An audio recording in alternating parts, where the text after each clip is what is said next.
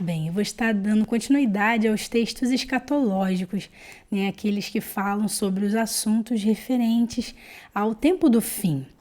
E hoje eu vou estar lendo 2 Tessalonicenses, capítulo 2, que foi escrito pelo apóstolo Paulo ali aos irmãos da cidade de Tessalônica, para que eles pudessem compreender, né, os acontecimentos que precederiam a vinda do Senhor Jesus. Bem, por quê, né? Porque os irmãos ali, eles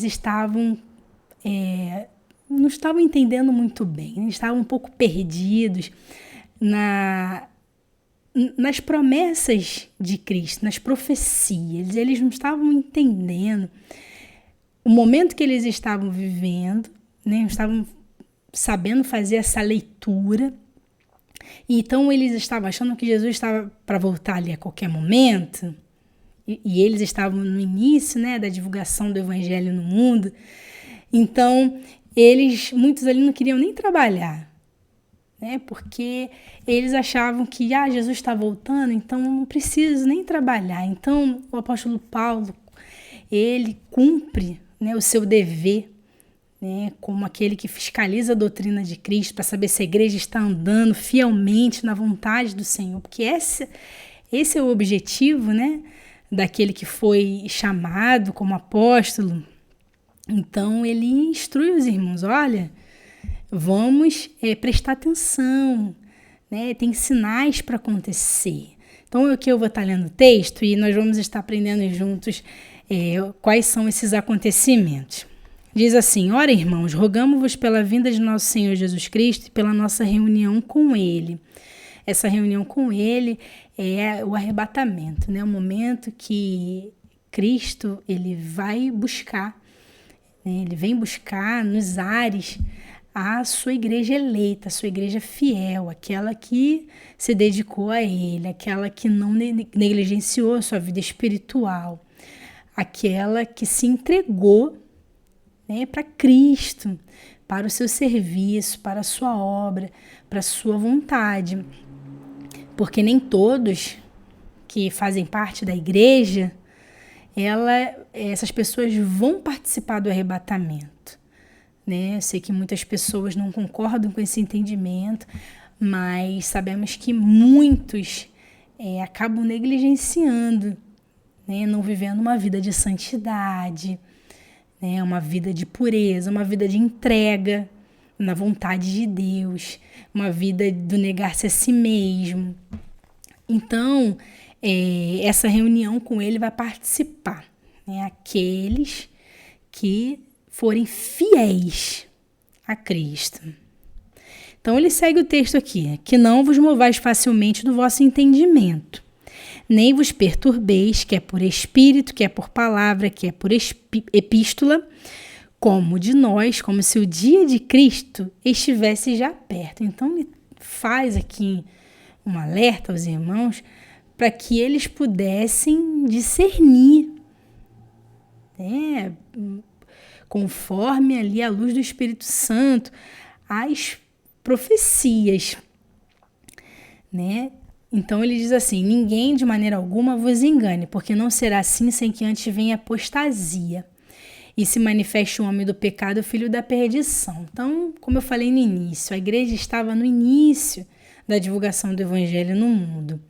Então, era um período de muitas conversões, né? Aqui está dizendo que a apostasia, ela vai acontecer, vai ser um dos sinais que precederão a vinda de Cristo. O que é apostasia? É o abandono da fé. Quando você manifesta fé em Cristo Jesus e você depois abandona. Para o quê? Para seguir a mentira, para se curvar, né, diante de falsos ensinos.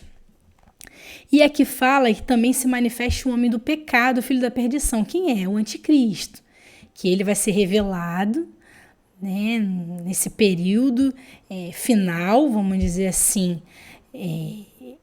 antes da volta do governo milenar de Cristo. Vai ser levantado um homem que vai aparecer no cenário, né, mundial, e ele vai ter o poder, né, político, religioso, econômico, militar, e ele vai enganar as nações, né? Convencer os povos com seu discurso encantador de paz e de segurança, né? De falsa paz e segurança. Aí ele continua: o qual se opõe e se levanta contra tudo que se chama a Deus ou se adora, de sorte que se assentará como Deus no templo de Deus, querendo parecer Deus. Então, o anticristo ele vai aparecer num cenário em que vai precisar fazer uma aliança de paz ali com os povos do Oriente Médio, né? Especificamente ali com Israel, porque vai estar passando por grandes conflitos. Então, ele vai oferecer um acordo de paz, e esse acordo vai durar 7 anos. E nesse período ele vai autorizar os israelitas a reerguerem o seu terceiro templo, que é o maior sonho dos israelitas, é esse, né? Levantar novamente o templo. E na metade dessa aliança, desse acordo, né, que é um período de 3 anos e meio, ele vai profanar, como entrando no templo e se assentando como Deus. Ele vai exigir adoração. Então, olha que o apóstolo Paulo fala da mesma forma como João, né? Ele ensina ali sobre as visões que ele viu, né, do Apocalipse. Então diz aqui: não vos lembrais de que essas coisas vos dizia quando ainda estava convosco? Então, o apóstolo Paulo, que foi um dos fundadores, né, dessa igreja, ele ensinou, irmãos, não foge daquilo que eu ensinei a vocês. Né? Então esse é o propósito do mestre, esse é o propósito do apóstolo, fiscalizar a doutrina. Se a igreja está caminhando, né, na palavra perfeita, genuína, nas doutrinas de Cristo. Então, o versículo 6: e agora vós sabeis o que o detém, para que a seu próprio tempo seja manifestado. Então, quem detém, né, que esse homem da perdição, ele manifeste essa sua face, né, é a igreja do Senhor.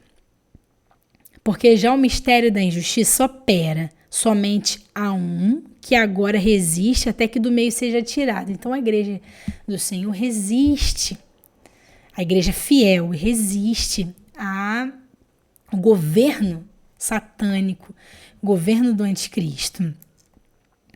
Né? Então aqui fala que do meio, até que do meio seja tirado, até que a igreja seja arrebatada, então ele não vai poder manifestar esse lado maligno.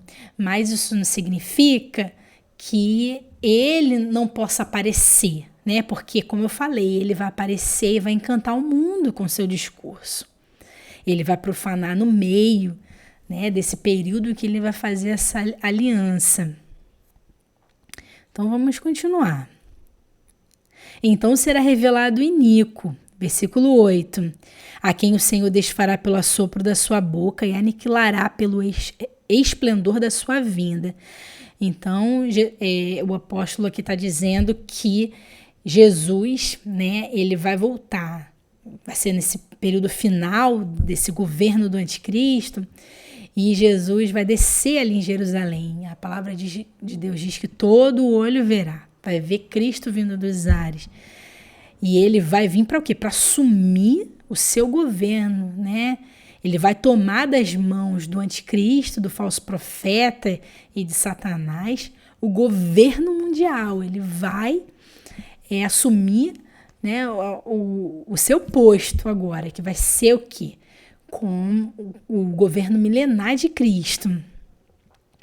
Então, quando ele descer, ele vai destruir todos os ímpios, aqueles que foram marcados, deixaram serem marcados na mão direita e na testa. Jesus ele vai destruir, né, e vai lançar o falso profeta e o anticristo no lago de fogo e enxofre, que é a segunda morte. Então eles vão inaugurar, vão ser os primeiros a irem para lá. Bem, porque o assunto é grande, né? Então precisamos assim pontuar, porque são muitos eventos escatológicos dentro desse texto. Então diz aqui, versículo 9: a esse cuja vinda é segundo a eficácia de Satanás, com todo poder, sinais e prodígios de mentira. Então, vai ser uma tríade satânica, né? Satanás vai dar a ele, a esse homem do pecado, todo o poder. Ele vai ser o braço de Satanás. E também tem o falso profeta, que também é uma figura, um homem, que também vai ser levantado e vai adiante para convencer as pessoas, né, de que devem seguir, acreditar no anticristo. E diz aqui, com todo engano da injustiça para os que perecem, porque não receberam o amor da verdade, não receberam a Cristo, a salvação em Cristo Jesus, a graça de Deus, né, para se salvarem. E por isso Deus lhes enviará a operação do erro para que creiam a mentira, para que sejam julgados todos os que não creram a verdade, antes tiveram prazer na iniquidade. Então aqui, né, o apóstolo Paulo está dizendo que Deus vai permitir, né, com que essas pessoas elas acabam acreditando, né, aceitando, vai permitir com que a operação do erro ela se manifeste. Né? E como que vai se manifestar a operação do erro? Através de um discurso, um novo pensamento religioso, que vai o quê? Arrebatar as pessoas. Ela já vai começar num período da apostasia, né? Que vai preceder a vinda de Cristo. Então muitas pessoas já vão começar a aceitar esse novo, esse modelo, né, religioso, mas que tem um cunho satânico, né? E essas pessoas vão se desviar da verdade. Elas vão voltar a acreditar em fábulas, vão acreditar nas mentiras, vão acreditar nas heresias. E esse sistema religioso, ele tem o objetivo de controlar toda a humanidade, em todas as esferas, né, da religião, das religiões. Então, esse controle, esse sistema religioso, ele vai entrar e vai ali tirar essas pessoas, né, da devoção das suas religiões para um pensamento único, para um modelo único, né, de adoração. Adoração a quem? Ao anticristo e ao dragão, que é Satanás. Bem, eu vou estar lendo só a partir até o 12, né, porque é onde fala sobre o que vai preceder, né, a vinda de Cristo. Então, nós podemos aqui aprender, né, que vai ser um período marcado por muita apostasia. Não podia ter acontecido naquele período da igreja em Tessalônica, porque eles estavam no início, né, no início da divulgação do evangelho. E hoje nós sabemos que o evangelho atingiu, né, os quatro cantos da terra. Ainda tem alguns povos que precisam conhecer mais sobre Jesus, mas por causa da globalização, né, do avanço da ciência, do avanço da tecnologia, né, a forma que nós temos o acesso ao conhecimento, nós sabemos que o evangelho ele está aí para todas as pessoas. Então, nós entendemos que já estamos nessa fase final, dessa conclusão, né? E nós estamos já vendo a apostasia de uma maneira muito desenfreada. Pessoas que antes estavam conosco, hoje elas não estão. Hoje elas estão seguindo a mentira, já estão completamente com a sua mente, com o seu coração ali preparados para quê? Para a manipulação do anticristo, para o governo dele, né? Pessoas que já se entregaram à vontade do dragão, já estão com as suas mentes controladas, né? Infelizmente, nós já estamos vivendo esse período. Então, falta pouco para que esse homem, né, ele se manifeste e ele apresente à humanidade, né, apresente à humanidade uma nova proposta, uma proposta vazia, sem Deus, né? Uma proposta de um governo humano e satânico, né? Tentando impedir com que Cristo ele venha assumir o seu governo aqui na Terra. Mas a palavra de Deus ela é fiel. Ela diz qual vai ser o desfecho de tudo isso.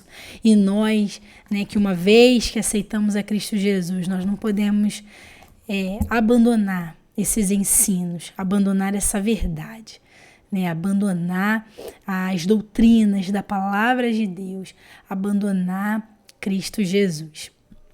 Amém?